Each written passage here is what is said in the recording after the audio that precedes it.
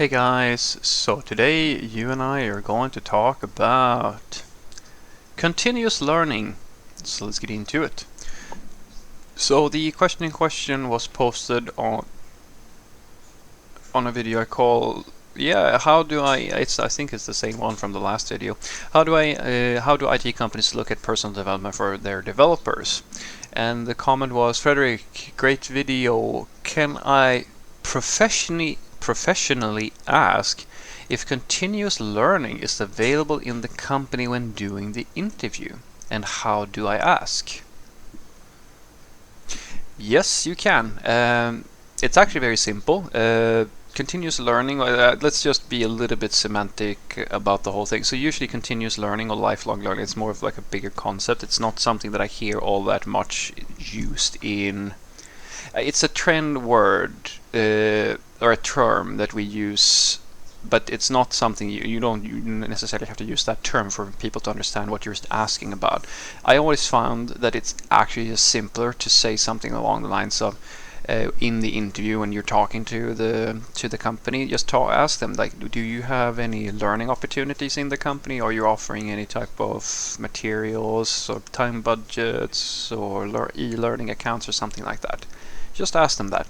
And if they do, they will tell you. And in some cases, you will be sorely disappointed, and they will say, "No, we don't really do that," which is, it's getting less and less common, but it is still. I've still been in situations where that has happened, where their idea of providing opportunities is like they feel like you should do that on your own time, and then there are companies who go like, "Yeah, we have every other month some person who comes from one of the other branches of whatever they're doing and has a learning lunch." And a learning lunch, guys, is usually, you eat lunch together and someone does a presentation on something.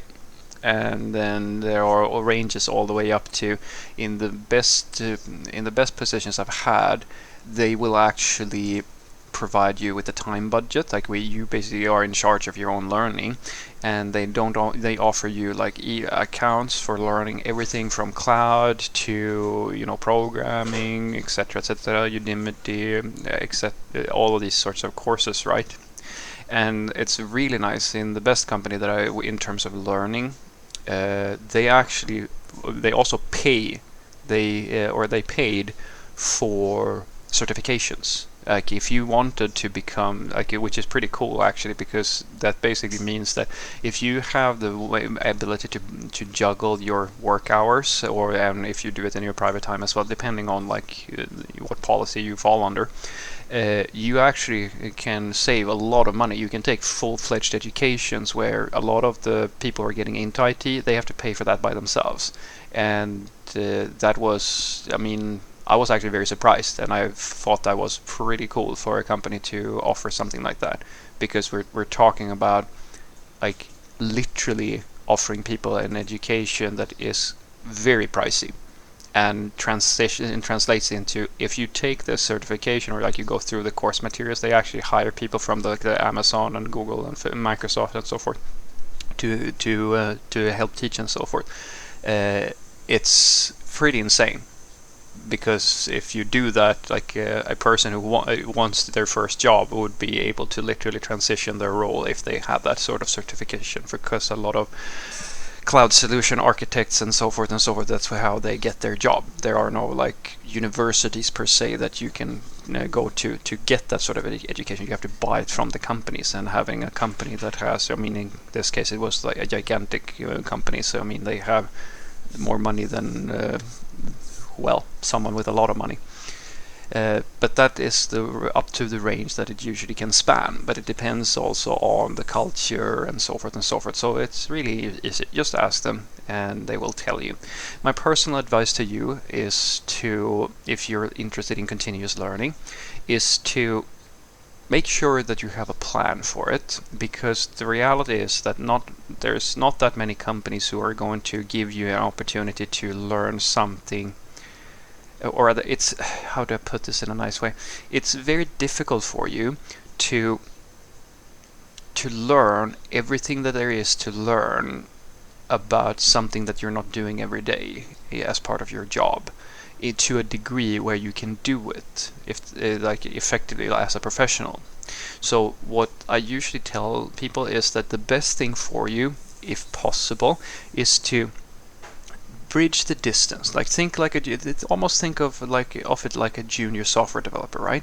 So as a junior software developer, you take your own time, unpaid time, and you go to school or you take courses or something like that, and you learn all the tools that you need in order for someone to take a chance on you. And then you try to get your first entry-level job or something like that, and then you start doing it as a professional, and then your salary starts going up as in proportion to how well you do, and so forth and so forth. And when you want to do continuous learning, you can do a similar sort of thing, where you take some of your private time, or if the company will pay for it, like that time, and really, really use that to learn a new tool or something like that. And as soon as you have the foundation and you sort of feel like, yeah, I sort of know how to do this, try to find a way to make that your job.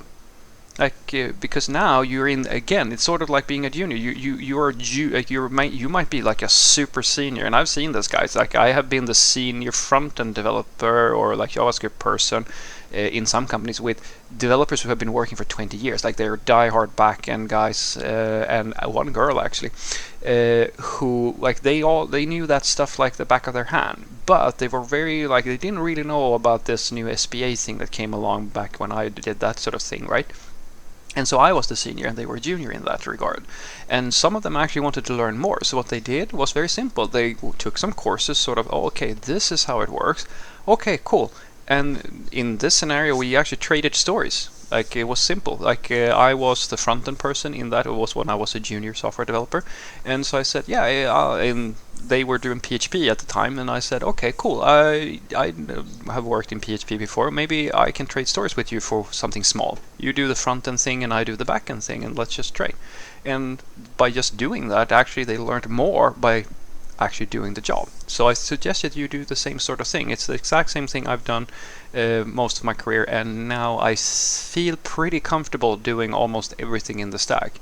I still have a little bit of ways to go in my cloud infrastructure and ops and so forth, but when it comes to like back-end and front-end work, I feel pretty equal in both. I can produce so far I've never been turned down for a front-end position or a back-end position due to like knowledge gaps or anything like that. And in many cases I have had the responsibilities of an ops person as well.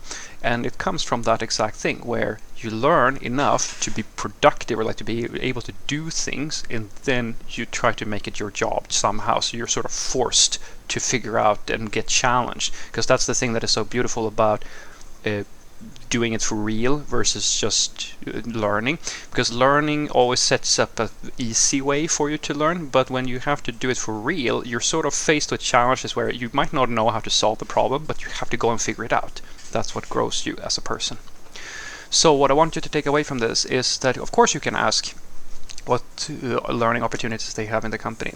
Just to ask very simply, what do you offer any learning materials or opportunities for continuing my education as part of working at your company, etc., etc. Something along those lines. It's a very normal question, and a lot of companies have everything from like learning lunches to free accounts for different online learning platforms, or these might pay for you to go on meetups or things like that. There are different options. These are a few of the perks that we software developers get. A lot of the perks that you will see is usually related to furthering our own education, and that's what's so nice about being a software developer. If we forget about all the other stuff that might be going on, if you are a lifelong learner, there are a lot of perks potentially for you as a software developer, because this industry is very much about keeping their bright engineers bright and up to speed, up to trends, etc., etc., because it's a moving industry. They do not, like most companies, will go very far to make sure that nobody gets to be like this old senior person who doesn't actually know anything, but they still have to pay you like a bunch of money, even though some of the younger generations, they've actually caught up, and like they are more modern, and a lot of other companies who are able to keep their education levels fairly high in their people, they can move faster, and actually that becomes a competitive edge. So the incentive to help software developers keep up to date is very, very high. Have a great day.